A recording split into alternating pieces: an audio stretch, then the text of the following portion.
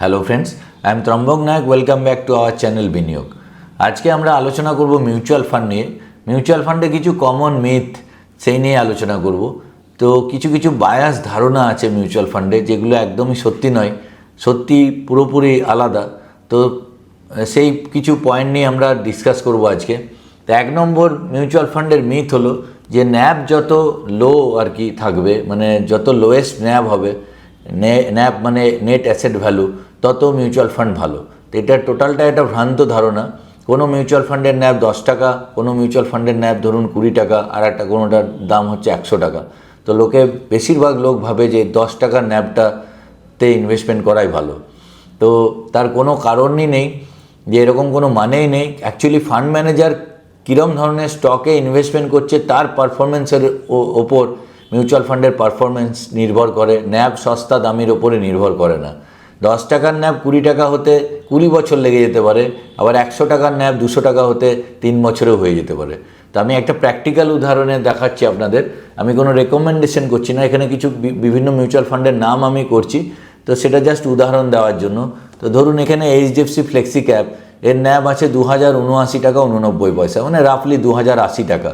তো পরাগ পারিক ফ্লেক্সি ক্যাপের ন্যাব আছে 85 টাকার মতো, আর ইনভেস্টকো ইন্ডিয়া ফ্লেক্সি ক্যাপের ন্যাব আছে 18 টাকা মতো।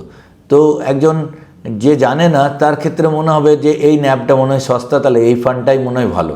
তো এরকম কোনো কারণ নেই যে এইচডিএফসি ফ্লেক্সি ক্যাপ এখানে 2080 টাকা থেকে 5000 টাকা হবে না, আর 18 টাকার ইনভেস্টকো ইন্ডিয়া ফ্লেক্সি ক্যাপ 36 টাকা খুব তাড়াতাড়ি হয়ে যাবে।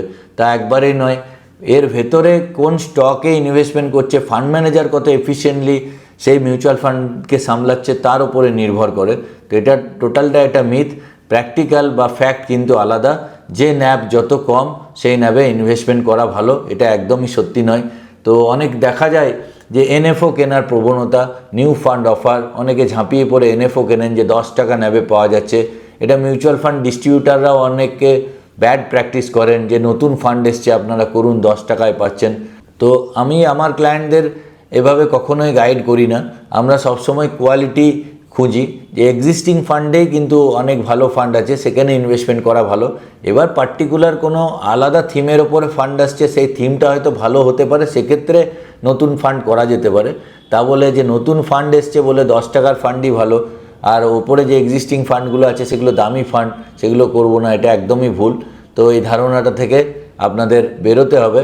তো এটা গেল 1 নম্বর পয়েন্ট। 2 নম্বর পয়েন্ট হচ্ছে mutual fund only for expert, যে খুব এক্সপার্ট ভালো কিছু বোঝে তাদের জন্যই মিউচুয়াল ফান্ড। এটা সম্পূর্ণ ভুল ধারণা। আপনি যদি কিছু নাও বোঝেন, আপনাকে বোঝাবার জন্য আপনার ডিস্ট্রিবিউটার আছে, অ্যাডভাইজার আছে। তাছাড়াও আপনি যদি নিজেও একটু বন্ধু বান্ধবের থেকে খোঁজ করেন, বেসিক কিছু জিনিস ঘাটাঘাটি করেন গুগলে, তাহলে কিন্তু মিউচুয়াল ফান্ডে আপনি ইনভেস্টমেন্ট আরাম করে করতে পারেন। মিউচুয়াল ফান্ডের কি পার্সন হচ্ছে এখানে ফান্ড ম্যানেজার, উনিই আপনার টাকা ফান্ড ম্যানেজ করছে, আপনার এখানে বোঝার কোনো দরকার নেই। কিন্তু একজন কোচ বা মানে ডিস্ট্রিবিউটার বা অ্যাডভাইজার আপনার রাখলে সুবিধা হয়, সে আপনাকে টার্গেট সেট করে দেবে এবং গোলে পৌঁছতে সাহায্য করবে। এবার এটা আপনার চয়েস, আপনি নিজেও করতে পারেন, আপনি ডিস্ট্রিবিউটারের থ্রু করতে পারেন। নাম্বার 3 হচ্ছে mutual fund requires A larger amount of money. তো এটা একবারেই ভুল যে মিউচুয়াল ফান্ডে ইনভেস্টমেন্ট করা মানে বড় টাকা থাকলেই আপনি ইনভেস্টমেন্ট করতে পারবেন। এখানে একটা 500 টাকা দিয়েও আপনি এসআইপি শুরু করতে পারেন। তো ওয়ারেন বাফের একটা সুন্দর কোট আছে, you need to be investor to be wealthy, not wealthy to be investor. মানে আপনি ছোট্ট পয়সা ইনভেস্টমেন্ট করেই ওয়েলদি হতে পারবেন। আপনি ওয়েলদি হয়ে ইনভেস্টার হতে হবে, এটা কিন্তু ভুল। যে আমার কাছে পয়সা এখন নেই, আগে টাকা পয়সা আসুক তারপরে আমি ইনভেস্টমেন্ট করব, এটা ভুল। আমি দেখি অনেক কাস্টমারই আমাদের কাছে আসেন যারা বোঝেন, সব কিছু বোঝার পরেও বলেন যে আমার কাছে তো এখন সেরকম বড় টাকা নেই, থাক আমার কাছে বড় টাকা এলে আমি ইনভেস্টমেন্ট করব, এইটুকু টাকা ছোট টাকায় ইনভেস্টমেন্ট করে কী হবে। কিন্তু ছোট্ট টাকাই কিন্তু আপনার বড় টাকাতে পরিণত হয়, আপনি যদি ধৈর্য ধরে অপেক্ষা করেন এবং প্রপার ফান্ডে ইনভেস্টমেন্ট করেন। আর একটা মিউচুয়াল ফান্ডে মিথ হচ্ছে যে মিউচুয়াল ফান্ডে ডিম্যাট অ্যাকাউন্ট লাগে, কিন্তু মিউচুয়াল ফান্ডে ডিম্যাট অ্যাকাউন্ট ম্যান্ডেটারি নয়, কিন্তু ডিম্যাট অ্যাকাউন্ট অনেকে প্রেফার করেন। আমরাও ডিম্যাট অ্যাকাউন্টই প্রেফার করি। এখানে ট্রানজ্যাকশানের অনেক সুবিধা, যেভাবে technology day by day updated হচ্ছে, সেখানে ডিম্যাটের থ্রু মিউচুয়াল ফান্ড করলে আপনার অনেক সুবিধা, লোন পেতে সুবিধা হয় এবং ট্রানজ্যাকশান করতেও অনেক সুবিধা হয়। কিন্তু এটা একবারই সত্যি নয় যে ডিম্যাট অ্যাকাউন্ট ছাড়া মিউচুয়াল ফান্ড হয় না। আপনি মিউচুয়াল ফান্ড ফিজিক্যালিও চেক দিয়েও করতে পারেন। তো এটা আরেকটা মিথ যে মিউচুয়াল ফান্ডে কিন্তু ডিম্যাট অ্যাকাউন্ট ম্যান্ডেটরি নয়। আর একটা মিথ হচ্ছে mutual fund always for long term. তো এটা কখনোই সত্যি নয়। মিউচুয়াল ফান্ড, অনেক ধরনের মিউচুয়াল ফান্ড আছে যেগুলো শর্ট টার্মের জন্য প্রযোজ্য। আপনার যদি 6 মাস, 3 মাস, 9 মাসেও টাকা লাগে, সেই সব মিউচুয়াল ফান্ডে ইনভেস্টমেন্ট করলে আপনি গ্যারেন্টিড টাইপেরই মানি পাবেন। মানে ধরুন মার্কেট 20% আপ, কিন্তু আপনি ওই 6% বা 7%ই রিটার্ন পাবেন। আবার মার্কেট যদি 30% ডাউনও থাকে, সেখানে আপনি 6%ই রিটার্ন পাবেন। তো আমার এই চ্যানেলে আমি অনেক দিন আগে ডেট ফান্ড নিয়ে বিভিন্ন মানে ডেট ফান্ডের কেমন কেমন ভূমিকা এবং আপনার রিকোয়ারমেন্ট কেমন হতে পারে সেই নিয়ে একটা ভিডিও আছে, খুব সুন্দরভাবে আমি আলোচনা করে দিয়েছিলাম। আপনি এই চ্যানেল ঘেটে দেখতে পারেন। সেখানে ক্লিয়ারলি বলা আছে যে মিউচুয়াল ফান্ড মানেই লং টার্ম নয়, শর্ট টার্মেও মিউচুয়াল ফান্ডকে কাজে লাগানো যায়। তো এইগুলোই গেল মেনলি মিউচুয়াল ফান্ডের মিথ। তাছাড়া আর একটা মিউচুয়াল ফান্ডে মিস্টেক হয়, অনেক কাস্টমার মানে যারা আমাদের কাস্টমার নয়, কোনো রেফারেন্সে আসেন বা আমাদের খোঁজ পেয়ে অফিসে আসেন, তারা আমাদের কাছে দেখে অভিযোগ করেন যে আমার তো এক সময় বিরাট ভালো ভ্যালুয়েশন ছিল, তারপরেই মার্কেটটা ডাউন হয়ে গেল, আর আমার যখন কাজটার দরকার ছিল সেই সময় আমি দেখলাম সেই রিটার্নটা আমি পেলাম না। তো এক্ষেত্রে একটা বড় ভুল হয় যে আপনার ধরুন কাজ, মানে যে কাজটা আপনি করতে যাচ্ছেন, মানে যে কাজের জন্য আপনি পয়সাটা রেখেছিলেন, ধরুন আপনার মেয়ের বিয়ে বা মেয়ের এডুকেশন বা ছেলের এডুকেশন। তো ছেলের এডুকেশন ধরুন 2027 এপ্রিল মাস। তো 2027 এপ্রিল মাসে গিয়ে এসআইপিটা আপনাকে বন্ধ করে স্টপ করে ওই সময় যে টোটাল টাকাটা তুলতে হবে এমন কোনো মানে নয়। মানে এখানে কি করতে হয়, মার্কেটের ট্রেন্ড অনুযায়ী আপনার অ্যাডভাইজার আপনাকে সাজেস্ট করবে যে মার্কেটে কোন সময় আপ ট্রেন্ড আছে, যে সময় একদম পিক, সেই সময় টাকা আপনার যদি একদম পিকে ভালো রকম অ্যামাউন্ট আপনার চলে আসে, সেই টাকা সেখান থেকে বেরিয়ে গিয়ে আপনার ডেট ফান্ডে বা এই লিকুইড ফান্ডে, এই জাতীয় ফান্ডে বা ব্যালেন্স অ্যাডভান্টেজ ফান্ডে অ্যালোকেশন করে রাখতে হয়। তারপরে মার্কেট যদি পড়ে ওখান থেকে, তাহলে কি হবে, আপনার ওই ভ্যালুয়েশনের কোনো ইফেক্ট পড়বে না। তো এটা জাস্ট আমি একটা উদাহরণ দিচ্ছি। ধরুন কলকাতা থেকে আপনি মুম্বাই যাচ্ছেন ফ্লাইটে, তো ফ্লাইট তো যখন মাঝ আকাশে থাকবে তখন প্রচণ্ড স্পিডে যায়, কিন্তু মুম্বাই এয়ারপোর্টে নামার আগে ফ্লাইট কিন্তু স্লো করে দেয়, কিছুক্ষণ আগেই 15 মিনিট আগেই কিন্তু স্লো করে দেয়। তারপর আস্তে আস্তে আস্তে এয়ারপোর্টে চক্কর মারে এবং যখন সিগন্যাল পায় যে এবার নামার সিগন্যাল এসছে, সেই সময় কিন্তু ফ্লাইট নামে। তো ইনভেস্টমেন্টের ক্ষেত্রেও তাই। ধরুন আপনার 2027 ফেব্রুয়ারিতে টাকার দরকার, তাহলে আপনার যদি এই সময়ই ভালো ভ্যালুয়েশন থাকে, তাহলে আপনাকে আগেই কিন্তু কসাস ওয়েতে আপনাকে সেই সময় টাকা কিন্তু ডেট ফান্ডে সরাতে হবে। তো এই উদাহরণটা এক্স্যাক্টলি আমি যদি আপনাদের চার্টে দেখাই, ধরুন নিফটির চার্ট খুলে যদি আপনাদের দেখাই, তো ধরুন কোনো ভদ্রলোকের এখানে 2024 অক্টোবর মাসে মার্কেট একদম টপ ছিল, তো এই সময় ব্যাপক রিটার্ন এসেছিল। এবার ভদ্রলোকের ধরুন মেয়ের বিয়ে আছে 2026 এপ্রিলে, এই জায়গাটাই।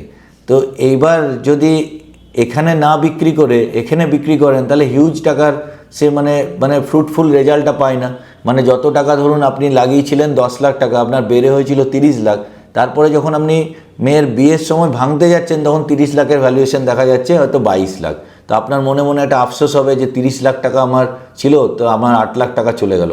তো এক্স্যাক্টলি এই জিনিসটাই আমি বলতে চাইছি যে যখনই মার্কেটের ট্রেন্ড একদম ওপরে হবে, এই জায়গাতে কিন্তু আপনাকে, যদি আপনার সামনে 1-2 বছরের মধ্যে কোনো বড় কাজ থাকে, কোনো রেসপন্সিবিলিটি থাকে, তাহলে সেক্ষেত্রে এইখান থেকে কিন্তু প্রফিট বুকিং করে টাকা লিকুইড ফান্ড বা ব্যালেন্স অ্যাডভান্টেজ এই জাতীয় ফান্ডে আপনাকে রাখতে হবে এবং সেফ সাইড রাখতে হবে। কিছু টাকা ইকুইটিতে রাখলেন, কিছু টাকা ব্যালেন্স অ্যাডভান্টেজের ফান্ডে রাখলেন, তাতে মার্কেট পড়লেও আপনার কিন্তু যে ওপরে অ্যামাউন্টটা টাচ করেছিল কাছাকাছি আপনি রিটার্ন পাবেন। তো এটা একটা বড় মিস্টেক। তো এই ভুলটা অনেক ইনভেস্টার করে থাকেন যে আর একটু দেখি, কিন্তু আপনাকে মার্কেটের ট্রেন্ড মেপে চলতে হবে। সেই জন্য আপনার কোচ বা অ্যাডভাইজার আপনাকে সাজেস্ট করবে যে কোন সময় প্রফিট বুকিং করে আপনার ইকুইটির টাকা ডেটে নিয়ে আসতে হবে, তার জন্য আপনাকে অপেক্ষা করতে হবে। তো এরকম ভুল অনেক কাস্টমারই করে থাকে যে সময় আমার দরকার সে তার 7 দিন আগে আমি ইনভেস্টমেন্ট ভাঙি। এটা করা একদমই উচিত নয়। যদি মার্কেট আগে পিক করে থাকে, তো সেখানে প্রফিট নিয়ে সেই টাকা সেফ সাইড রেখে দেওয়া ভালো।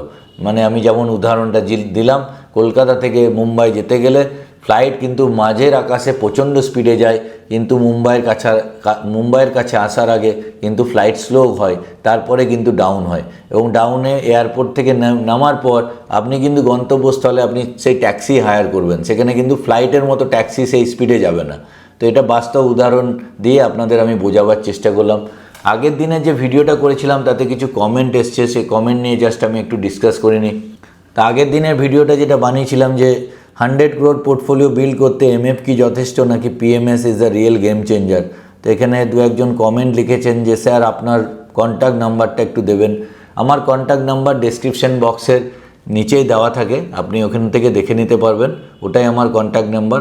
আমাকে আপনি হোয়াটসঅ্যাপ বা কল করেও যোগাযোগ করতে পারেন, জেনারেলি আপনি হোয়াটসঅ্যাপ করবেন। তাছাড়া আপনি আপনার এখানে মেসেজে আমি রিপ্লাইটাও আমি দিয়ে দিচ্ছি, আপনার কন্ট্যাক্ট নাম্বার আপনি এখান থেকে পেয়ে যাবেন। আর একজন লিখছেন রিটেলদের জন্য ভালো কিছু পিএমএসের উপায় বলুন। দেখুন, রিটেলদের জন্য তো কোনো পিএমএস নেই এইভাবে। পিএমএস করতে গেলে 50 lakhs অ্যামাউন্টই আপনাকে লাগবে। তো এক্ষেত্রে রিটেলরদের জন্য আলাদা পিএমএস কিছু হয় না। কিন্তু আপনি যদি স্টক মার্কেট শিখে নিজে যদি ভালো করে কোনো মেন্টরের কাছ থেকে শিখে যদি আপনি নিজে ট্রেড করতে পারেন, এবং সেক্ষেত্রে কোনো মেন্টরের সাহায্যে যদি আপনি ট্রেড করতে পারেন, সেক্ষেত্রে আপনি পিএমএসের মতনই ছোঁয়া পাবেন আর কি, রিটার্ন পাবেন। মিউচুয়াল ফান্ডেও ভালো রিটার্ন আছে। তো মিউচুয়াল ফান্ডের সঙ্গেও আপনি নিজে পড়াশুনো করুন, যতদিন না নিজে পুরোপুরি শিখতে পারছেন ততদিন মিউচুয়াল ফান্ডে থাকুন। একদম পুরোপুরি শেখার পরে রপ্ত হয়ে গেলে তারপর আস্তে আস্তে নিজে ডাইরেক্ট ইকুইটিতে ইনভেস্টমেন্ট করলে কিন্তু আমার মনে হয় মিউচুয়াল ফান্ডের থেকে একটু বেশি রিটার্ন আসতে পারে। এবং পোর্টফোলিও যখন বড় হয়ে যাবে তখন আপনার কাছে চয়েস থাকবে যে আপনি পিএমএস করবেন না নিজেই হ্যান্ডেল করবেন। এখানে আর একজন লিখছেন নুরুল ইসলাম হক, উনি প্রায়ই কমেন্ট করেন এখানে, স্যার অনেক ধন্যবাদ স্যার, পিএমএস তো আমাদের মতন সাধারণদের জন্য না স্যার। আমি নিপন ইন্ডিয়া স্মল ক্যাপ এবং এইচডিএফসি মিড ক্যাপে ফান্ড দুটোতে অল্প অল্প করে ইনভেস্টমেন্ট করছি, ঠিক আছে প্লিজ জানাবেন। খুবই ভালো ফান্ড, যথেষ্ট ভালো ফান্ড, খুবই কনসিস্টেন্ট ফান্ড, আপনি করে যান। মিউচুয়াল ফান্ড সবথেকে মধ্যবিত্তদের জন্য সবথেকে বেস্ট জায়গা। এখানেও বড় টাকা তৈরি হয়, এখানেও 1 কোটি 2 কোটি 3 কোটি টাকার পোর্টফোলিও তৈরি হয়।